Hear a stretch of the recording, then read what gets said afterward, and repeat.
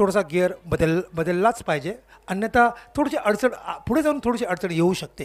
नक्कीच विकी पुजारी असतील, त्याचबरोबर जर पाहिलं तर विलास बोवड असतील, दोघांनीही पॉवर प्लेमध्ये धावसंख्येला नियंत्रण या ठिकाणी पाहायला मिळत आहे आणि 2 महत्त्वपूर्ण विकेटही गेलेल्या आहेत. त्यामुळे इकडे जर पाहिलं तर लक्ष मोठं आहे, कारण 114चा पाठलाग करताय. तुमच्या धावसंख्या जर पाहिलं तर आता 15 झाल्यात. आता येणाऱ्या 6 ओव्हर आणि 99 धावांची आवश्यकता. लक्ष आता हळूहळू मोठं होत चाललंय, परंतु हे मोठं होत जाणारं लक्ष छोटं करायचं असेल तर त्यासाठी आता तुम्हाला हल्ले करावेच लागतील.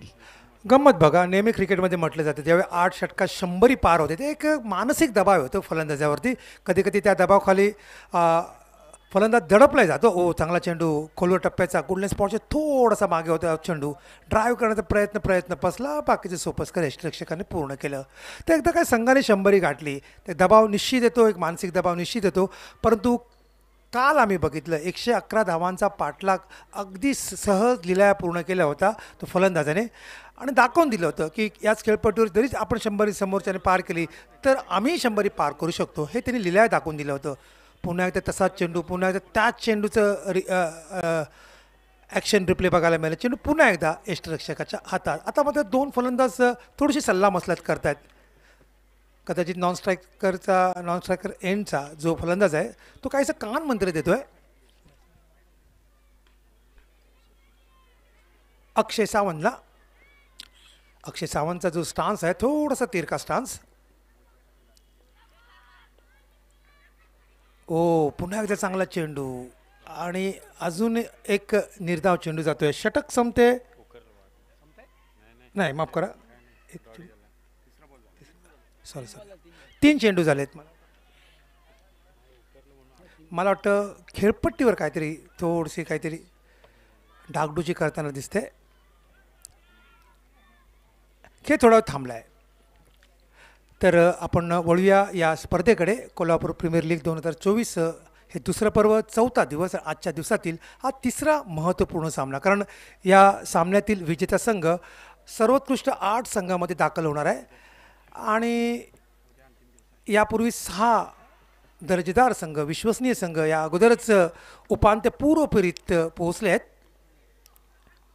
पुन्हा एकदा चेंडू आणि हा फलंदाज बाद, उजवी अष्टे थोडासा बाहेर होता, ड्राईव्ह करण्याचा प्रयत्न ऑन साईडला मिड विकेटच्या डोक्यावरून, मात्र प्रयत्न फसला. चेंडू बॅटच्या बाहेरच्या किनाऱ्याला लागला आणि चेंडू सहज विसावला गेला तो यष्टिरक्षकाच्या हातात. आता मात्र चंदू सर म्हणावं लागेल की खऱ्या अर्थाने गोलंदाजाने वरचष्मा राखला या पहिल्या 2 षटकात.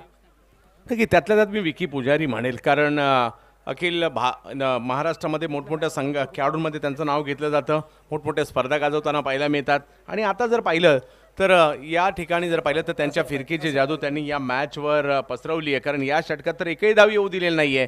लक्ष मोठं उभं केलं आहे आणि पाठलाग करत असताना जर पाहिलं तर प्रतिस्पर्धी संघ केवळ 15वर आहे. यानंतर होणारा जो सामना आहे फोर्स फिटनेस विरुद्ध शरद काशीद स्पोर्ट्स. दोन्ही संघाच्या संघनायकांना नम्र विनंती आहे, नाणेफेकीसाठी आपण ताबडतोब या आणि कृपया प्लेइंग 11 आलेले आहे.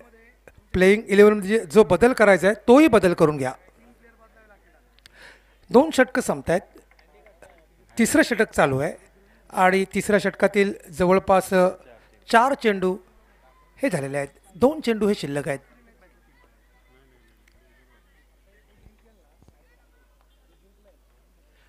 क्षेत्रीय बघा, स्लिप नाही आहे, शॉर्ट थर्डमॅन आहे. चांगला चेंडू, पुन्हा एकदा चांगला चेंडू, अतिशय चांगला चेंडू. यावरती खऱ्या अर्थाने चकित झाला तो नवीन फलंदाज इंद्रजित बावडेकर. पूर्णतः चकला आणि बाकीचे सोपस्कर पूर्ण केले ते यष्टिरक्षकाने. बघा, या स्पर्धेच्या 3 दिवसाकडे जर आपण नजर टाकली तर पहिला दिवस फलंदाज गोलंदाजाच्या दृष्टिकोनातून काहीसा रटाळ गेला, काहीसे सामने एकतर्फी झाले. दुसरा दिवस अतिशय चांगला गेला. कालचा दिवस त्याहूनच बऱ्यापैकी गेला. 2 सांघिक शतकीय धावसंख्या बघायला मिळेल धावफलकावरती आणि आज खऱ्या अर्थाने कळस चढवलं. पुन्हा एकदा चांगला चेंडू आणि मला वाटतं या स्पर्धेचं पहिलं निर्धाव षटक चंदू सर, अतिशय भेदक तिखट मारा तो विकी पुजाराचा आणि बघता बघता निर्धाव षटकी संपुष्टात.